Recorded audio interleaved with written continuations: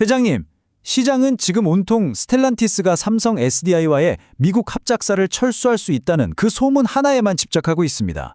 하지만 저는 오늘 그 헤드라인 뒤에 숨어서 시장이 완전히 놓치고 있는 진짜 폭탄, 바로 이 숫자들이 말해주는 진실을 보고드리고자 합니다. 오늘 이 브리핑 딱 12분만 집중해 주시면 적어도 예상치 못했던 리스크 때문에 손실을 보는 일은 막으실 수 있을 겁니다. 시간 아껴드리는 수석 전략비서 론입니다. 바로 이 숫자, 마이너스 82억 원. 이 단 하나의 숫자가 시장을 공포에 떨게 만들었습니다. 회장님께서도 잘 아시다시피 이 회사는 창사 이래 단 한 번도 적자를 낸 적이 없다고 해도 과언이 아닐 정도로 아주 견고한 흑자 기조를 유지해온 기업입니다. 그런 기업이 한순간에 수십억의 손실을 기록했으니까요. 시장의 충격은 어쩌면 당연한 것이었죠. 그리고 바로 이 헤드라인이 그 공포의 서사를 완성시켰습니다. 하지만 말입니다. 오늘 이 브리핑이 끝날 때쯤이면 회장님께서는 이 헤드라인이 어쩌면 거대한 위기의 전조가 아니라 오히려 이 기업의 본질을 꿰뚫어 볼 수 있는 가장 중요한 힌트일 수 있다는 사실을 이해하게 되실 겁니다. 오늘 보고는 위기의 본질에서부터 최악의 시나리오까지 총 6단계에 걸쳐서 아주 면밀하게 검토하도록 하겠습니다. 그럼 바로 시작하겠습니다. 모든 분석에 기초화될 이 회사의 재무 성과, 그 숫자를 뒤에 숨겨진 진짜 의미부터 현매경으로 들여다보겠습니다. 회장님, 자료의 숫자를 직접 한번 짚어보겠습니다. 2023년 302억 원의 아주 견고한 영업이익, 그리고 10%라는 훌륭한 영업이익률을 달성했죠. 제조업체가 두 자릿수 이익률을 낸다는 건 이게 결코 쉬운 성과가 아닙니다. 그런데 불과 1년 만인 2024년에 도대체 무슨 일이 있었습니까? 마이너스 82억, 완벽한 적자 전환입니다. 여기서 우리가 주목해야 할 점은 매출이 약 17% 감소하는 동안 이익은 300억 흑자에서 82억 적자로 무려 384억 원이 그냥 증발해버렸다는 사실입니다. 이게 바로 막대한 고정비의 무서움이죠. 핵심 고객사의 일시적인 재고 조정, 그리고 미국 인디애나 신공장 건설이라는 엄청난 고정비 부담이 딱 맞물리니까 이익이 순식간에 녹아내린 겁니다. 이것이 바로 시장이 패닉에 빠진 이유입니다. 하지만 회장님, 여기서 진짜 주목해야 할 숫자는 바로 2025년 전망치입니다. 매출은 2,500억 원으로 거의 제자리 걸음인데 영업이익이 93억 원으로 아주 극적인 흑자 전환에 성공합니다. 이게 뭘 의미하겠습니까? 매출이 늘지 않아도 이익을 낼 수 있는, 그야말로 뼈를 깎는 비용 절감과 체질 개선이 이루어졌다는 강력한 신호입니다. 최악의 상황에서도 수익성을 회복할 수 있는 저력을 스스로 증명한 셈이죠. 하지만 회장님, 이걸 뒤집어서 생각하면 정말 소름 돋는 결과가 나옵니다. 2025년에 회복한다는 이익률 고작 3.7%입니다. 과거 10%의 영광에 비하면 초라하기 짝이 없는 수준이죠. 만약에 전기차 시장 둔화가 장기화되어서 이 낮은 매출과 낮은 이익률이 뉴 노멀이 된다면 과연 이 막대한 투자비를 감당하면서 버틸 수 있을까요? 따라서 이 숫자는 한편으로는 위기 대응 능력을, 다른 한편으로는 과거에 비해 확연히 약해진 체력을 동시에 보여주고 있는 겁니다. 자, 이제 모든 논란의 중심, 북미 이슈로 넘어가겠습니다. 스텔란티스 사태로 촉발된 이 미국의 사업 전략은 과연 이 회사에 독이 될까요? 아니면 강제로 체질을 바꾸게 만든 약이 될까요? 먼저 강세론, 즉 긍정론부터 말씀드리겠습니다. 스텔란티스 사태는 위기가 아니라 오히려 촉매제였다. 이런 분석입니다. 이 사건으로 인해서 상신 EDP는 인디애나 공장의 방향을 변덕스러운 소비자 경기와 정치 변수에 따라서 춤을 추는 전기차 시장이 아니라 AI 데이터 센터와 신재생에너지의 폭발적인 성장에 힘입어서 구조적으로 성장하는 ESS, 즉 에너지 저장 장치 시장으로 강제 전환하게 됐다는 겁니다. 회장님, 이건 단순히 생산 품목을 바꾸는 수준이 아닙니다. 변동성이 큰 B2C 시장에서 안정성이 높은 B2B 인프라 시장으로 사업의 본질 자체를 업그레이드하는 것이죠. 이건 더 안정적이고 장기적으로는 더 높은 수익성을 기대할 수 있는 아주 현명한 전략적 피벗으로 평가받고 있습니다. 하지만 회장님, 여기서 판을 뒤집어 보겠습니다. 방금 말씀드린 그 장밋빛 전망을 한순간에 무력화시킬 수 있는 치명적인 반론입니다. 첫째, ESS 시장은 결코 장밋빛 초원이 아닙니다. 이미 수많은 경쟁자들이 뛰어든 레드오션이고요. 전기차용 부품보다 기술적인 요구 수준이 낮아서 가격 경쟁이 훨씬 치열합니다. 과연 이 시장에서 과거 전기차 부품만큼의 마진을 확보할 수 있을까요? 의문이죠. 둘째, 현재 인디애나 공장은 고작 2개 라인만 가동하면서 매일 막대한 고정비를 쏟아붓고 있습니다. 이 전략적 피벗이라는 것은 아직까지는 돈을 버는 사업이 아니라 돈을 태우는 구멍에 가깝습니다. 마지막으로 이 모든 사태는 결국 매출의 90% 이상을 의존하는 단일 고객사 삼성 SDI의 전략 변화 하나에 회사의 명운이 좌우되는 그 구조적 취약성을 다시 한번 명백히 드러냈을 뿐입니다. 피벗의 성공은 보장되지 않았지만 리스크는 이미 현실이 된 상황인 것이죠.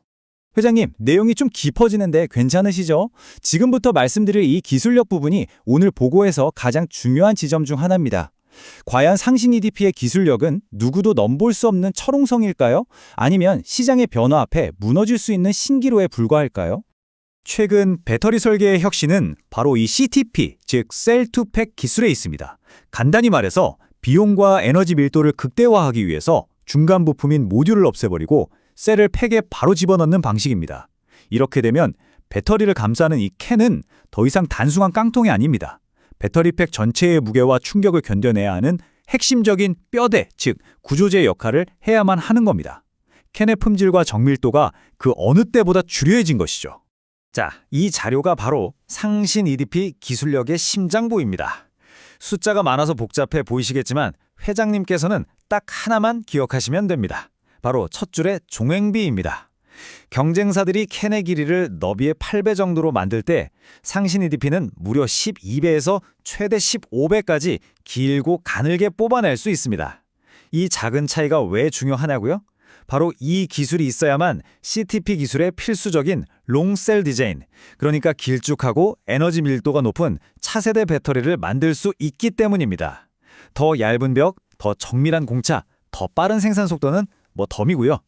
이것은 단순한 기술 우위가 아니라 후발주자들이 막대한 투자와 시간을 쏟아부어도 쉽게 따라올 수 없는 아주 강력한 진입장벽, 즉 기술적 해자라고 할 수 있습니다. 다시 한번 강조합니다. 15대 1. 이 숫자가 바로 경쟁사들이 감히 모방할 수 없는 상신 EDP만의 독보적인 엔지니어링 역량을 상징합니다. 하지만 회장님, 시장은 환호하지만 저희는 여기서 냉정해져야 합니다. 상신 EDP가 각형 캔을 절대 강자인 것은 명백한 사실입니다. 그러나 만약에 전쟁터 자체가 바뀐다면 어떻게 될까요? 지금 시장의 또 다른 축은 테슬라가 주도하는 46파이, 즉 지름 46mm의 원통형 배터리에 그야말로 천문학적인 투자를 쏟아붓고 있습니다. 전기차뿐만 아니라 미래산업의 총화로 불리는 휴머노이드 로봇 시장마저 이 46파이를 표준으로 채택하는 분위기입니다. 만약 시장의 대세가 예상보다 훨씬 빠르게 원통형으로 넘어간다면 아무리 견고한 각형의 성을 쌓았다 하더라도 그 성은 점점 작아지고 고립될 수밖에 없습니다. 이건 마치 과거 필름 카메라 시작의 절대 강자였던 코닥이 디지털 카메라의 흐름을 외면했던 것과 같은 그런 전력적 리스크가 될 수 있습니다. 이제 분석의 범위를 개별 기업의 차원을 넘어서 미중 무역 갈등이라는 거시적인 환경이 어떻게 공급망을 재편하고 있는지로 넓혀서 한번 보겠습니다. 보시는 타임라인은 미국의 인플레이션 감축법, IRA, 그리고 그 하위 규정인 FOC, 즉 해외 우려기관 규제가 어떻게 작동하는지를 보여줍니다. 이 복잡한 내용을 딱 한 문장으로 요약하면 이겁니다. 미국 땅에서 만드는 배터리와 전기차에는 중국산 부품과 소재를 절대로 쓰지 말라. 2025년부터 시작해서 시간이 지날수록 그 규제의 강도는 점점 더 강해지고 촘촘해집니다. 이건 단순한 무역 장벽이 아니라 미국 중심의 배터리 공급망을 아예 새로 구축하겠다는 강력한 정책 의지입니다. 이 강력한 규제가 상신 EDP에게는 그야말로 강철의 방패가 됩니다. 그 이유는 두 가지입니다. 첫째, 배터리 캔은 사실상 빈 공기를 운송하는 것과 같아서 부피 대비 가치가 매우 낮습니다. 따라서 물류비를 고려하면 반드시 배터리 셀 공장 바로 옆에서 생산해야만 경제성이 나오죠. 둘째, 바로 이 FEOC 규정이 세계 최대의 캔 경쟁사인 중국의 캐달리 같은 기업들의 미국 진출을 원천적으로 막아버립니다. 이 두 가지 논리가 합쳐지면 어떤 결과가 나올까요?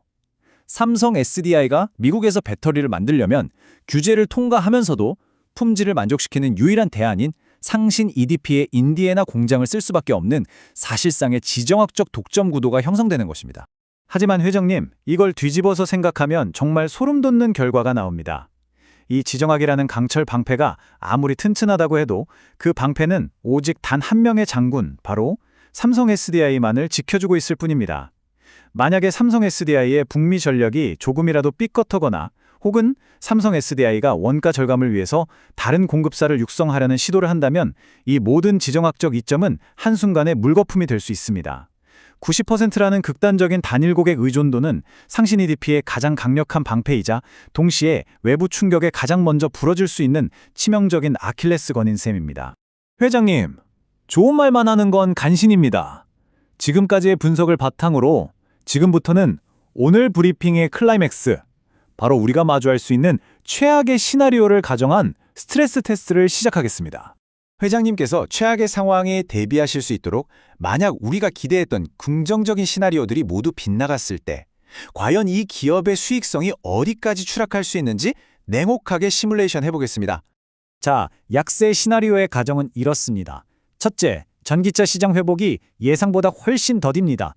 둘째, 야심차게 추진 중인 인디애나 공장의 ESS 라인 증설은 계획보다 늦어집니다. 셋째, 이로 인해서 공장 전체 가동률은 50% 수준에 머무르고요. 마지막으로 유일한 고객사인 삼성 SDI의 단가 인하 압박까지 거세집니다. 그 결과 기본 시나리오에서 기대했던 337억 원의 영업이익은 150억 원으로 반토막 이상 추락하게 됩니다. 이 정도 수준의 이익이라면 막대한 미국 공장 투자비를 회수하는데 상당한 시간이 걸릴 수 있다는 뜻이고요. 이건 곧 기업 가치 평가에 직접적인 하방 압력으로 작용할 것입니다. 이 차트를 보시면 그 차이가 아주 극명하게 드러납니다. 2023년에 영광을 되찾고 그 이상으로 성장하는 기본 시나리오와 다시 깊은 부진의 늪에 빠지는 약세 시나리오. 이 둘 사이의 거대한 간극이 바로 우리가 지금부터 감수하고 관리해야 할 리스크의 크기를 정확하게 보여주고 있는 겁니다. 이제 결론을 내릴 시간입니다. 회장님의 최종 결제를 위해 지금까지의 모든 논점을 명확하게 정리해드리겠습니다.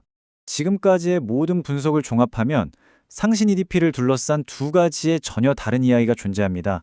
강세론의 관점에서는 이 회사를 에너지 전환 시대에 없어서는 안 될 핵심 기술 파트너라고 말합니다.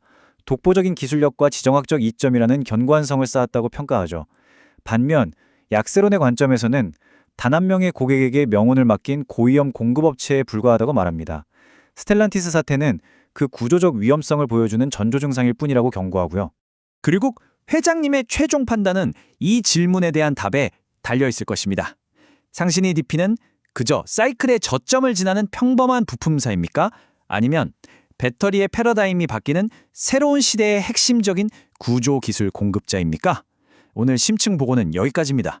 호재확제를 모두 펼쳐드렸습니다. 철저히 공개자료 기준의 해석이며 최종 결제는 회장님의 몫입니다. 시간 아껴드리는 주식비서 론이었습니다. 성투하십시오.